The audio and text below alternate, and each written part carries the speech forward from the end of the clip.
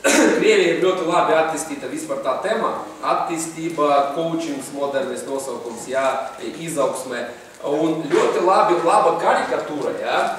Rekur jūsu sapņi un jūsu mērķi. Un pa ceļam pirmais, diemžēl, radinieki, diemžēl. Ļoti bieži, kad jūs sakat tēvam ārstam, tēti zini, es nebūšu ķirurgs, es gribu kļūt par skateboardistu, profesionālu treneri un kļūt par olimpisku čempionu. Kā tas var būt? Kā tu dzīvosi? Kāda tur nepēļņas nekā? Kā mūsu ģimene tur, kā mēs vecumu dienas dzīvosim ar mazi? Tu taču viss būsi nabagais. Priekš kam tas tev vajadzīgs, jā? Draugi, jūs sakat, es iešu uz treniņu. Man treniņš, es gribu tiešām kļūt par meistru iešu. Klausies, kāds tu meistrs, nekāds tu nebūsi meistrs, davai labāk ejam uz Dambiju pastaigāsim, jā? Tā labāks rezultāts būs. Kāds, jā? Vaina nav tik slikti šitis ar vaina, jā?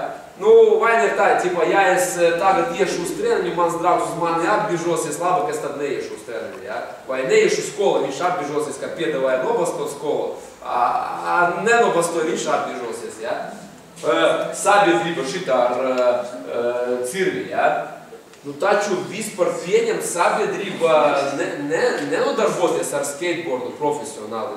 Tas vispār nepieņemams, taču sabiedrība to nedara. Saprotiet, tas ir amorāli. Viss nevajag nodarboties ar to. Par pēdējo vēlāk tādu. Ja sabiedrība to nedara, tas nenozīmē, ka jums tas nav jādara. Ja jums ir ekskluzīva kaut kāda ideja, tas nenozīmē, ka šī ideja nav jāattīstā. Nekādā gadījumā. Ja jums ir mērķis, dariet tā, ka jūs nolemat.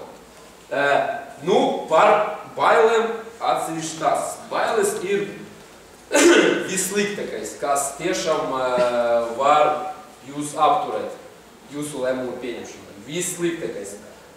Bailes ir jāiznīcinā. Kāpēc es kādreiz aizgāju vispār uz austrumu cīņām? Jo es biju ļoti bailīgs. Un man, paldies Dievam, ka man tas ļoti nepatika. Es biju reāli, man bija niksnis pats uz sevi, es baidos no kaut kā. Un es sevi iemetu uguni, aizgāju uz kontakta karate, kur es saku, pirmos 3 gadus es atravos vienkārši. Man ir tur kā boksa maisusīte, jā. Tā, bet man bija mērķis pilnīgi iznīcināt bailes, jā.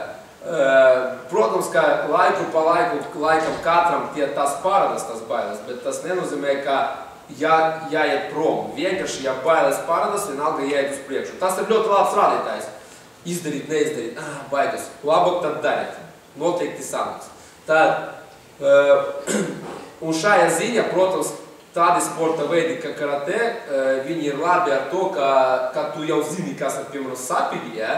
Tu, principā, jau īpaši neko citu nebaidies. Kas var būt sliktāks, principā? Par bankrotu neviens nenošaus, ja jūs paskatīsieties uz tādiem miljonāriem, ja, viņu biogrāfija būs vairākas reizes bankroti. Nesanāca biznesa tēma viena, visi bankrotēja, nekas nebija. Atkal sāka, ja? Tad nevajag baidīties, nesanāca kaut kas, dzīvi paliksiet vienalga, nekas nenotiks. Viss tāds šausmīgs. Nietzsche.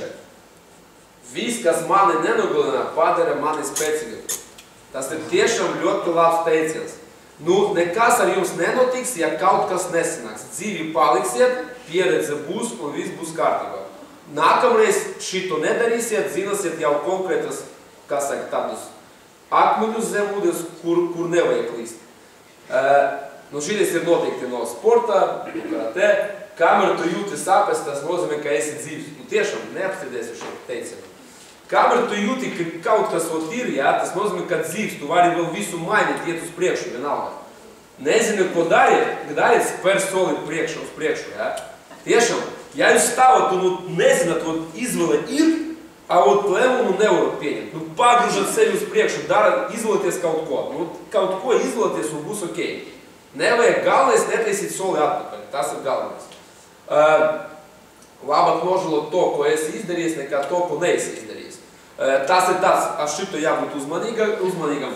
Tas nozīmē, Ka piemēram, ja man bija pabeidzojies skolu, 18 gadi, gribu tiešām sapratu datorus, gribu savu internetu veikalu. Tetis uzrunāja 1000 latus. Paldies, malacis, 9 vidējā balē, ņem tev 1000 latus, dari, ko gribi. Ieguldīšu, varbūt sanāks savs internetu veikals, varbūt būs visu uztaisīju, ieguldīju, nu, nesanāca, ja, nu, galu pēc pusgada pa nulēm izgāju, ja. Nu, vismaz pamēģināju, pieredze jau ir, jau daudz ko zinu. Nu, labi, nu, žēl, ka zaudēju naudu, bet tomēr es izdarīju. Tāpēc labāk nožēlot to, ka bija kaut kas, nekā, ka sēdīju un neko neizdarīju. Tik un tā, šis 1000 kaut kur aiziet, jebkura gadījumā. Tā, bet šito nevajag uztvert tā kā nozagu mašīnu, ja? Un tagad nožēloju, ka nozagu mašīnu, ja?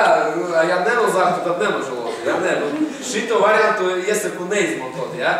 Tā, jāsaprot, jā, tā doma, ka tomēr te jābūt pozitīvam momentam.